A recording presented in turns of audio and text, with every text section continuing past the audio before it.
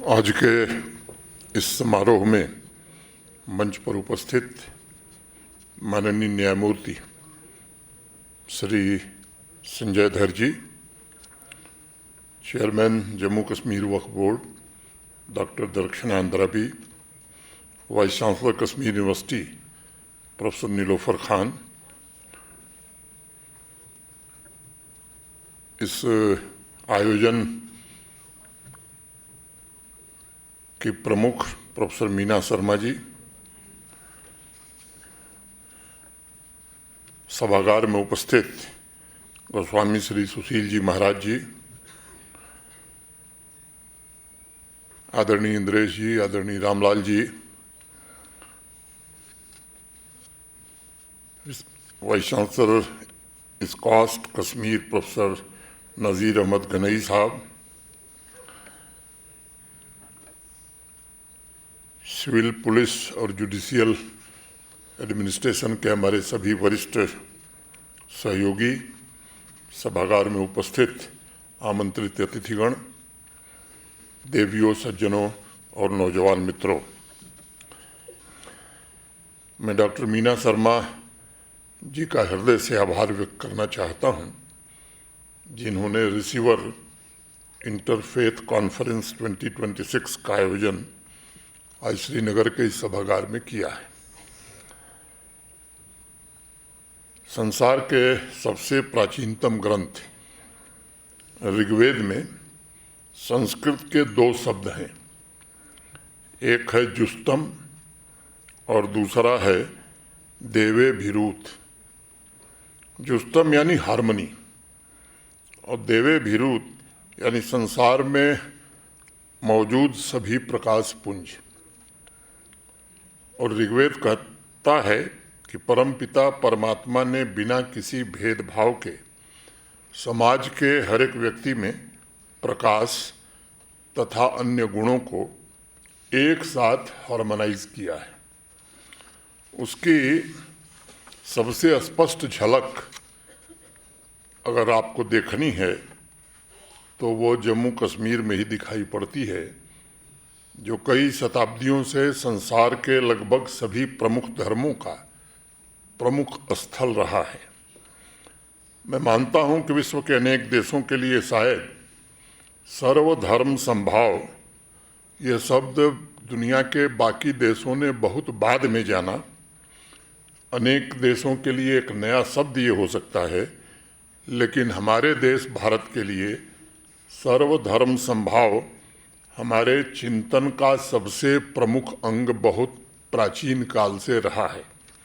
ये सच है कि आज एक तरफ जहां विश्व के अनेक देश सह अस्तित्व को एग्जिस्टेंस के लिए संघर्ष कर रहे हैं और आपसी एकता बनाए रखने के लिए तमाम उपाय किए जा रहे हैं, वहीं हजारों वर्ष पूर्व सह अस्तित्व को एग्जिस्टेंस भारतवासियों के लिए जीवन जीने का एक तरीका था। सभी विचारों और सभी प्रकार की आस्थाओं का सम्मान करना ये भारत की प्राचीन परंपरा रही है। अगर मैं हिंदू धर्म की बात करूं, जिसे सनातन धर्म भी कहा जाता है, तो दुनिया के प्राचीन जीवित प्रमुख धर्मों में शुमार है ये। इसकी जड़ें और परंपराएं 8000 वर्ष से भी अधिक पुरानी हैं। हजारों वर्ष पूर्व हिंदू धर्म का उदय हुआ और तमाम संघर्षों के बावजूद वह जीवंत है, क्योंकि सनातन धर्म ने हमेशा कोएग्जिस्टेंस पर, सहअस्तित्व पर बल दिया और बाकी दूसरे धर्मों को सम्मान भी दिया। दुनिया भर के विद्वान और शोधकर्ता, रिसर्चर्स इस बात से सहमत हैं कि सर्वधर्म समभाव का दर्शन भी यहीं से प्राप्त हुआ। 5000 वर्ष पूर्व अथर्ववेद के पृथ्वी सूक्त में हमारे देश के महान ऋषियों ने लिखा कि जन्म बिभ्रति बहुधा विवाचसम नाना धर्माणाम पृथ्वी यथोकसम। अर्थात यह पृथ्वी जिस पर विभिन्न विश्वास और चेतना के लोग एक शांतियुक्त घर के समान रहते हैं वह हम सभी को सुख दे। यजुर्वेद का रचना काल जो इतिहास के विद्यार्थी हैं उन्हें पता है, करीब 1400 से 2000 ईसा पूर्व हुआ था, ऐसी मान्यता है। उस समय हमारे ऋषियों मुनियों ने यजुर्वेद में लिखा कि मित्रस्य चक्षुषा समीक्षामहे, अर्थात हम सभी एक दूसरे को मित्रता की भावना से ही देखें। ये दर्शन हमें भगवत गीता में भी दिखाई पड़ता है, जिसकी रचना हजारों वर्ष पूर्व हुई थी। और भगवान श्री कृष्ण कहते हैं, ये यथा माम प्रपद्यन्ते तांस्थैव भजाम्यहम् ममवत्मानुवर्तन्ते मनुष्याम पार्थ सार्वतः। अर्थात जो लोग जिस तरीके से मेरी तरफ आते हैं मैं उसी तरह से उनकी इच्छा को पूरी करता हूँ। सम्राट अशोक ने सर्वधर्म संभाव पर सबसे ज़्यादा बल दिया और ऐसी मान्यता है, इतिहास इस बात का साक्षी है कि श्रीनगर शहर जहाँ हम इस महत्वपूर्ण कॉन्फ्रेंस के लिए इकट्ठे हुए हैं उसकी स्थापना सम्राट अशोक ने ही की थी। कल्हड़ द्वारा रचित राजतरंगिणी में इसका पर्याप्त जिक्र और प्रमाण भी मिलता है। तमाम इतिहासकारों ने इस संबंध में ढेर सारे साक्ष्य प्रस्तुत किए हैं। इतिहासकारों के मुताबिक सम्राट अशोक का शासनकाल ईसाई धर्म से 300 वर्ष पहले का माना जाता है।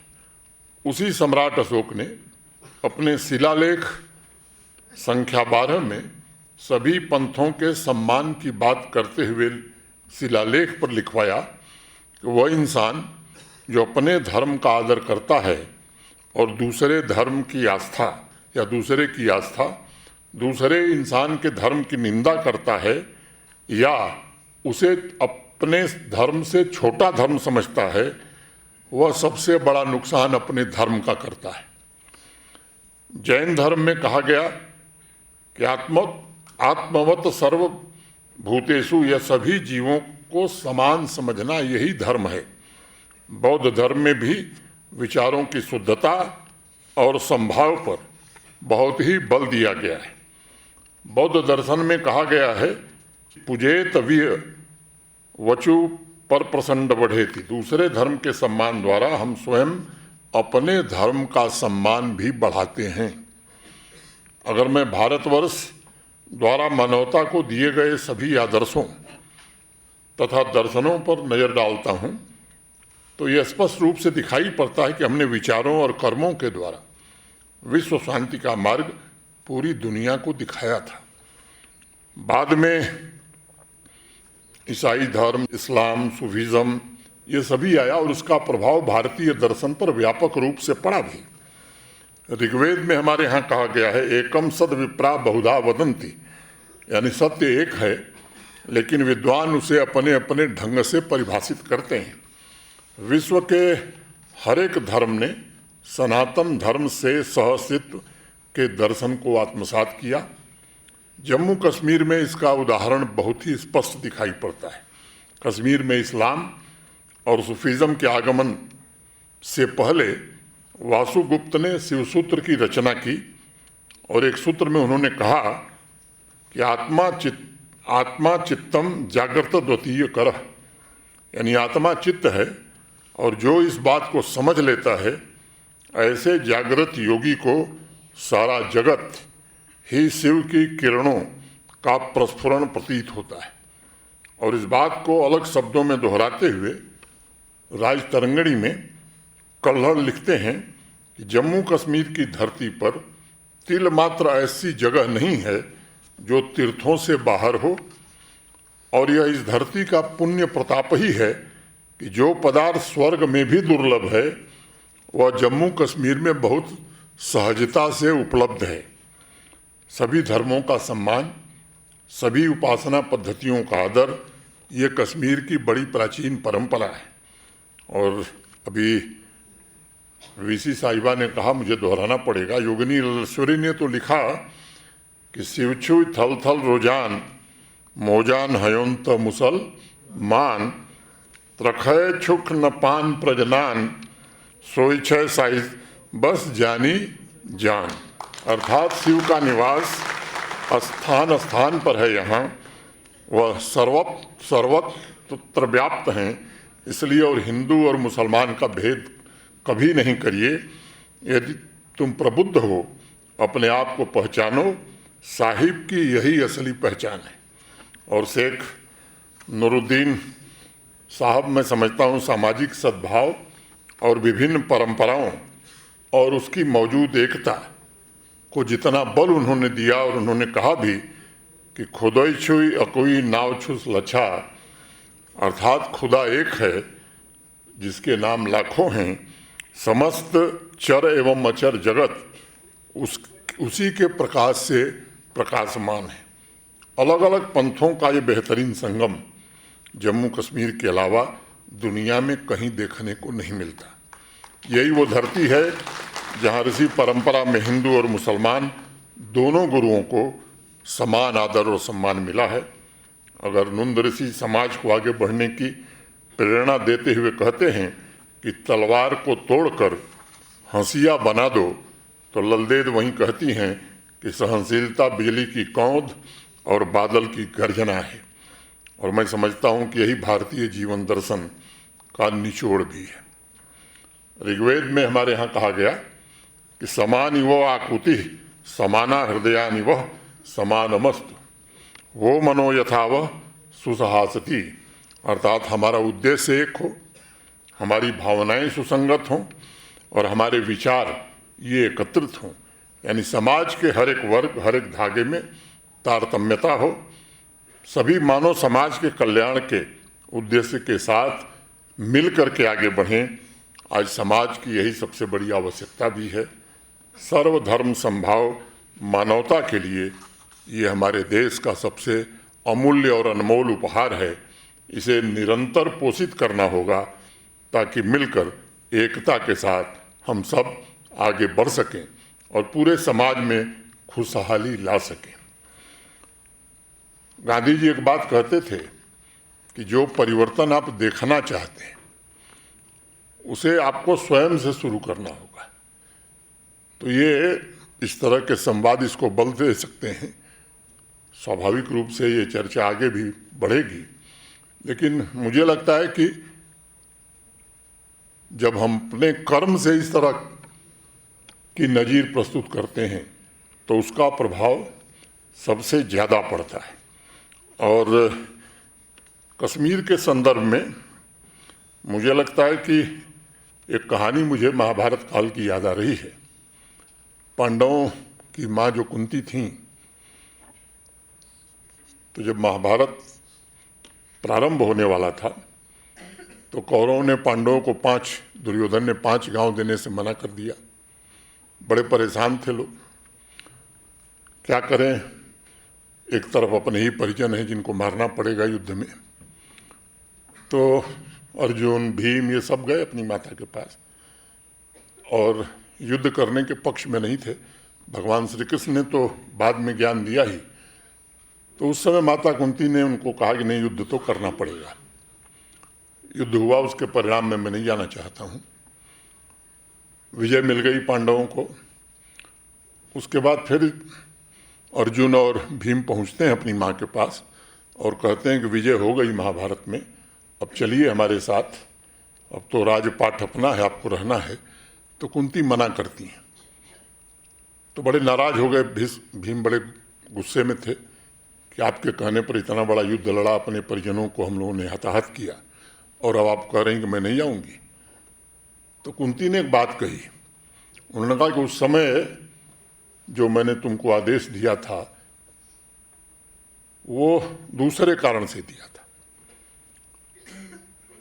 अन्याय के विरुद्ध संघर्ष करना ये क्षत्रिय का धर्म है, इसलिए आदेश दिया था कि जाकर के रणभूमि में युद्ध करो और विजय प्राप्त करो। लेकिन अब मेरा धर्म बदल गया है। अब मेरे जो भ्रातृज हैं, धृतराष्ट्र, जिनको आंख से नहीं दिखाई पड़ता है, युद्ध में पराजय के बाद वो जंगल जा रहे हैं, जंगल की ओर जा रहे हैं। तो अब मेरा धर्म यह है कि मैं चलूं उनके साथ और उनकी सेवा करूं। कुछ लोगों के लिए धर्म बदलता है, हमारी आस्था होगी अपने धर्म में, लेकिन आज केवल एक धर्म है, भारत का संविधान, इसके अलावा कोई दूसरा धर्म। तो अनेक ऐसे लोग हैं जिनको ये बात बराबर ध्यान रखनी होगी। आपका धर्म कुछ होगा, संजय धर साहब भारत के संविधान के हिसाब से ही काम हैं, वो कश्मीरी पंडित, उनकी आस्था होगी। ऐसे लोगों से मैं विशेष रूप से कहना चाहता हूँ। और कश्मीर में जो कुछ हुआ है, कश्मीर के आम आदमी ने कुछ नहीं किया है। आप उनको पहचानिए जिनको इनकी रक्षा करनी थी, उन्होंने लोगों की भावनाओं को भड़काने का काम किया है। और मैं एक उदाहरण देना चाहता हूँ। बहुत लोग जमीनी हकीकत से बहुत दूर रहते हैं। अभी वंदे मातरम यहाँ सबने गाया है। वंदे मातरम के 150 वर्ष पूरे हुए। भारत सरकार के कल्चर मिनिस्ट्री ने देश भर में कार्यक्रम का आयोजन किया, जिसमें देश के सभी राज्य और यूटीज ने पार्टिसिपेट किया। 3 चरण उसके पूरे हो गए हैं। चौथा चरण 9 अगस्त से 15 अगस्त तक होगा। जम्मू कश्मीर की आबादी हिंदुस्तान की आबादी की 1% है और 3 चरणों का परिणाम आप जानते हैं क्या है? प्रथम चरण में देश के सभी राज्यों और यूटीज में जम्मू कश्मीर वाज नंबर 1, जम्मू कश्मीर पहले नंबर पर था। और टॉप 10 डिस्ट्रिक्ट जो हिंदुस्तान के थे, उसमें टॉप 7 वो जम्मू कश्मीर से थे, जिसमें बारामूला भी था, जिसमें कुलगाम भी था। ये तथ्य छिपाया जाता है। सेकेंड राउंड हुआ, सेकेंड राउंड में भी जम्मू कश्मीर, अच्छा मैं एक बात और जोड़ देता हूँ, पहले राउंड में जम्मू कश्मीर 1 नंबर पर था और देश का सबसे बड़ा राज्य उत्तर प्रदेश दूसरे नंबर पर था। सेकेंड राउंड हुआ, उसमें भी जम्मू कश्मीर ही नंबर 1 था और टॉप 10 डिस्ट्रिक्ट में 6 जिले जम्मू कश्मीर के थे और मध्य प्रदेश नंबर 2 था। तीसरा राउंड हुआ, तीसरे राउंड में भी जम्मू कश्मीर ही नंबर 1 था और राजस्थान नंबर 3 था। अब ये सामान्य रूप से ये कुछ लोगों के लिए लगता होगा, लेकिन ये सामान्य बात नहीं है। और इस परिस्थिति में तो मैं मानता हूं कि आम कश्मीरी देश के किसी आदमी से बेहतर समझ रखता है हिंदुस्तान के लिए, लेकिन कुछ लोगों को न समझ थी न हो रही है। मुझे लगता है कि उनको समझने की ज़रूरत है। और अभियान पिछले कुछ दिनों से 11 अप्रैल से हमने शुरू किया है, वो है ड्रग के खिलाफ, नशे के खिलाफ। और जिस तरह का समर्थन जम्मू कश्मीर में खास तौर से कश्मीर के आम आदमी ने दिया है, मैं समझता हूं कि ऐसा 6 वर्षों में मैंने कोई दृश्य नहीं देखा था। और वो ऑर्गेनिक है, स्पॉन्टेनियस है। यहाँ अनेक नौजवान विद्यार्थी मौजूद हैं, जुडिशियल ऑफिसर्स हैं, एकेडमिया के लोग हैं। मैं उनसे निवेदन करना चाहता हूं कि मैं जानता हूं कि 100 दिन में जम्मू कश्मीर नशा मुक्त नहीं होने वाला है। ये अभियान आगे भी चलना चाहिए और चलेगा, लेकिन 100 दिन में उसकी कमर टूट जाए, इसका इंतजाम मुकम्मल कर दिया गया है और अभी और तेज गति से वो होगा। मैं आप सबसे निवेदन कर रहा हूं कि इस अभियान को अपना अभियान मानिए, क्योंकि ये समस्या किसी एक व्यक्ति की नहीं है, वो सबके दरवाजे पर कभी भी दस्तक दे सकती है। इस लिहाज से मैं समझता हूं कि अपना सहयोग दीजिए। मैं फिर से डॉक्टर मीना शर्मा जी को इस आयोजन के लिए उनकी टीम को बहुत बहुत बधाई देता हूं कि आपने एक बहुत ही बेहतरीन आयोजन किया और सभागार में उपस्थित सभी आमंत्रित अतिथिगण और मित्रों के प्रति हृदय से कृतज्ञता ज्ञापित करते हुए अपनी बात मैं यहीं पूरी करता हूं। बहुत बहुत धन्यवाद। जय हिंद, जय भारत।